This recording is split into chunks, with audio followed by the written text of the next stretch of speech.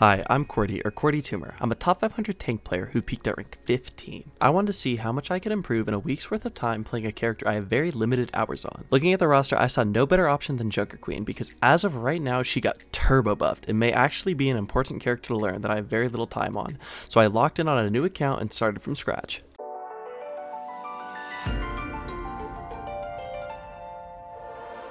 JunkerQueen as a character is really unique. She doesn't really fill a standard tank role. Tanks like Reinhardt and Ramatra are considered brawl tanks as they can rush people down and hold space with their armor-based health pools and their great defensive options like block or shield. Another tank option is dive, like Winston or Doomfist. Both of these characters have high mobility and are able to pick and choose their fights when they want to and where they want to. On the complete opposite end of the spectrum, you have characters like Sigma who are great at spam because, well, he's Sigma, but Queen sits in this weird kind of limbo state. She's not a bad brawl or rush character, but she doesn't have the same survivability. After she uses her shout, she's really easy to burst down. If I could classify her as anything, I'd kind of want to put her in her own category, kind of like old Roadhog before his one-shot got nerfed. The reason I do this is because Queen, like any other tank, wants to hold and maintain space, but the way Queen does this is by getting kills. Now, not to state the obvious, to get your kills you need to be able to sustain your position, and Queen does that with her self-heals, but that leaves her very, very vulnerable because if you can't get those kills, you won't get any value. All this together made JunkerQueen one of the weirdest tanks I've had to learn so far. So I made a game plan of things I wanted to get better at before this was done.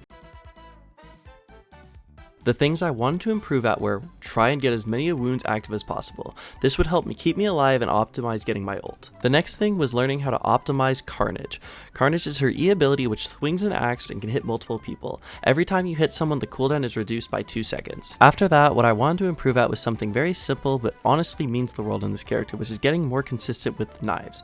Knives are going to get you as much damage as possible and set up for big kills. Finally, I want to get better at her ult. Her ult is one of the most powerful parts of her kit. It antis anybody it touches, deals 100 damage over time, and heals you for any of the bleed damage done. So finding the optimal time to use this ult is going to be one of the most important skills I can get on this character.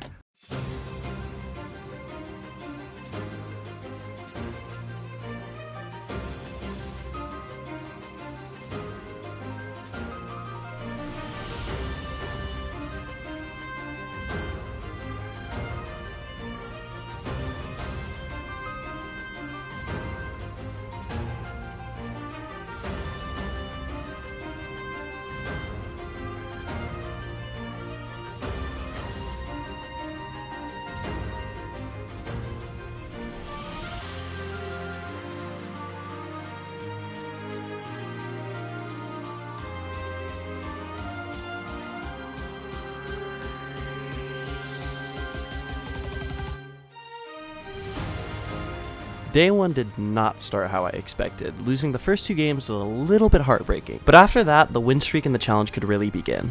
We won not 1, not 2, but the next 9 games in a row, slowly ranking up. As I played the games, I realized my ults could be a lot better to help make these games a little bit easier, but right now I was managing. It wasn't terrible, but I could really start to see the weaknesses of the character. She is incredibly strong, don't get me wrong. In the right situations, this character can completely tear through the enemy team.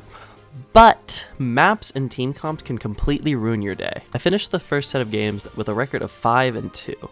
I placed Masters 2 on the account, which wasn't the lowest, but wasn't the best. I was hoping a little bit higher. I decided to not end the day there and do 1 extra card. This card started really well. The next 4 games were pretty decisive victories in our favor until we ran into a game on Oasis that just wasn't really the best, giving us our only loss of the card as the next map, Eco Point Antarctica, went in our favor with some clutch JunkerQueen plays at the end. This card got us to GM5 with a 5-1 record where we felt okay going into the next day.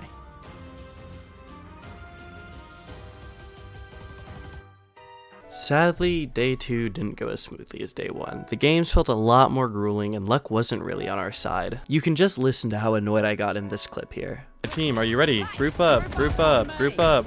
3, 2, 1. Great. Not one single heal drop there. Not one single one. Like, actually, though. Like, not a single Ana shot hits me in that entire, like, walk-in. Like, I don't think I should have to use shout to walk past a singular fucking choke. But I guess we can't do shit.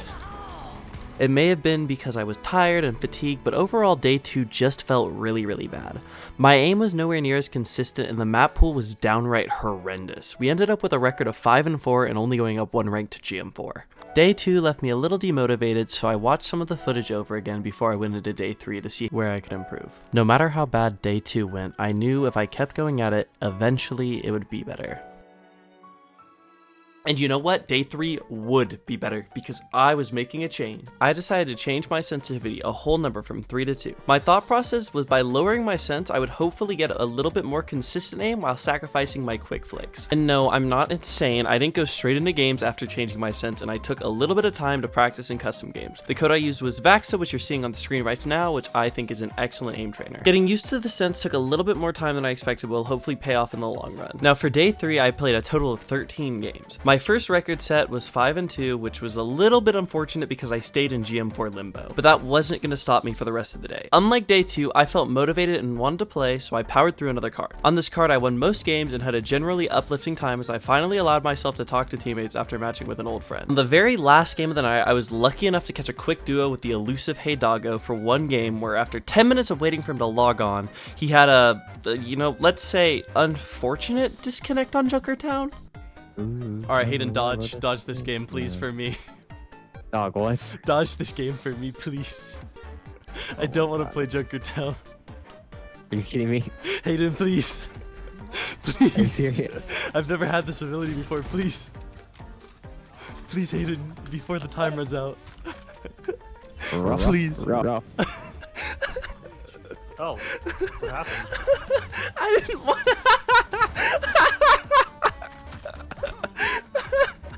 JJ. Luckily, after that unfortunate disconnect, we got him on a different account and secured the card, leaving day 3 with a 5-1 record and hitting GM3. Today is duo day. For the majority of this challenge, as you can see, I was playing solo as I wanted to focus on just improving myself and my skill. But to fully experience Queen, I wanted to duo with one of each role to see what's really the best way to queue if you're only queued as Queen. Today's duo was with a support and I felt fantastic going into the day. Queen plays great with a Lucio speeding around and I had just the Lucio player. Making his second appearance in the video was Hey Doggo, and with his help and me full calming, we had our most successful day of the challenge yet. We played 5 games and won 5 games. I ranked up to GM2 and honestly felt pretty fantastic. We called the day a success and stopped right there, awaiting our next duo tomorrow. Today was the last day of the challenge. I know it may seem a little weird as most people call a week 7 days, but hey man, come on. A full work week is like 5 days and it doesn't matter. So anyways, as hinted in day 4, today we'll be doing with a DPS player. The DPS I do it with was Hertz, who was so excited to play with me, he sniped my previous games. I feel pretty safe in saying queuing with a support is the way to go though. Playing with a DPS on Queen is just trusting them to kill what you set up. The main benefit is they help you out where needed, but other than that, they just leave you alone to do other things like off angle or cover flanks. But in reality, that's what they're supposed to be doing. So overall, I prefer playing with a support duo on Queen as it feels like you can work together more. Despite that, this day still ended up going really well with a record of 5-1 and a massive JunkerQueen ult to finish the day. Tracer pull up. Nice. Last fight here. We have Sojourn ult for last fight. We also have my ult. If we can force out Cleanse somehow, it might be. Oh, they're on. You. I maybe made this harder. I apologize. After that phenomenal play, we ranked up to GM1 and achieved the highest rank in the game and called the challenge complete. Overall, this was an interesting experience. I wasn't doing some unranked to GM, even though that's kind of what it felt like at the beginning. I ended the challenge with a 76% win rate, with 8 hours total and 46 games played. Overall, with the goals I set, I think I improved nicely with most of them. Landing knives became easier, my ults got a little bit more value, and I understood the proper situations to use her E. The only thing I didn't see a big improvement on was keeping the wounds active. When comparing myself to top players, my uptime was still a little bit lower, but not by that much. I was honestly pleasantly surprised with my growth on the character. I think this was a great experience to understand how to play and also learn what beats JunkerQueen, and I'm so happy I did it. Queen is a very strong character which may change quite soon, but I really do recommend learning her. She isn't too hard once you get the hang of some of her basics. At the end of the day, I just want to thank you all for watching, and if you enjoyed, make sure you subscribe and like this video. I'm going to be trying to upload one bigger video like this once a month, as well as start getting a few weekly uploads going. Thank you all once again, and JJ.